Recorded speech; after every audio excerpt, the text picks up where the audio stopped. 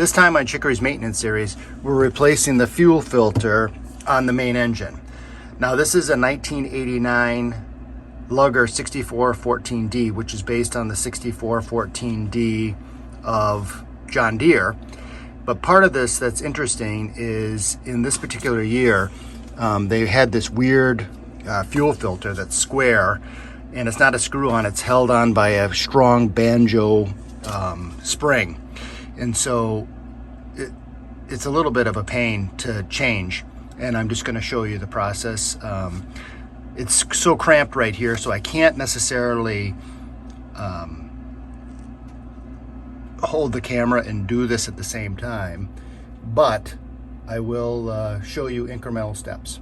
So I'll be back in a second. So step 2, I put some paper towels and I put a Ziploc bag underneath it. So when I take off the banjo, there's going to be some leakage of fuel. I'm hoping to keep much of it in the bag, and if some of it overflows, I'm hoping it gets caught by this paper towel. So I'm going to take the banjo off and I'll be back in a second.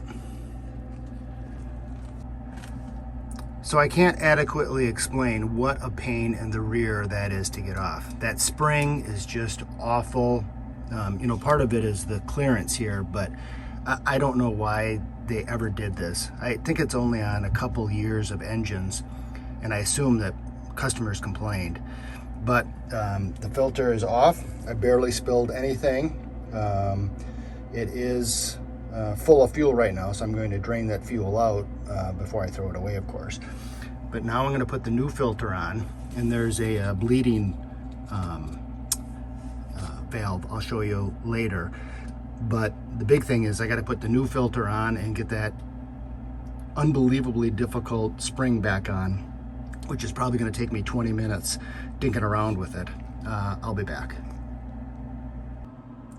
Well, I nearly popped a vein in my head, but I got it on. I was able to put my hand in between the support and here and push really hard so that this clip way back here locked on. So the next step is I'm going to loosen this bleeder valve, and I'm going to turn on my electric pump, which will pump fuel, bleed all the air out. It will bleed out some fuel, of course, as well, so I'm going to put more paper towels here. And then while the fuel pump is running, I will close this once I see no more air bubbles. And then I'll try and start the engine and make sure that I don't have any air in the fuel lines. I'll be back.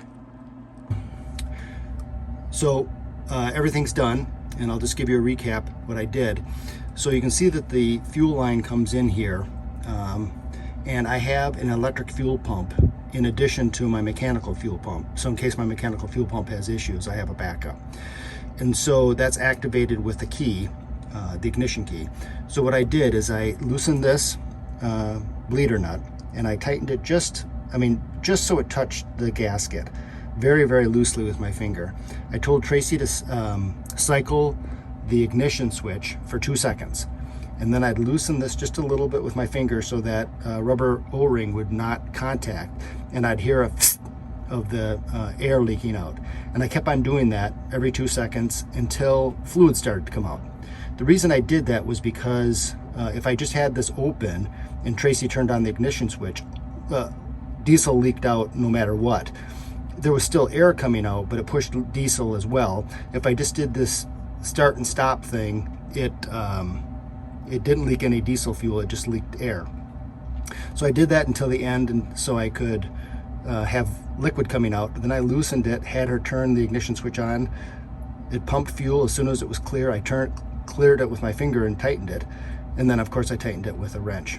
Then I went upstairs, I started it, and it ran great. There's no air in there, and you can see that when the fuel comes in, it'll fill up, and this is at the very top, so it does a good job of bleeding.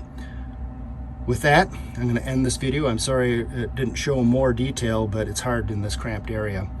But I appreciate you viewing, subscribing, liking, and commenting. Until next week, thanks for hanging in.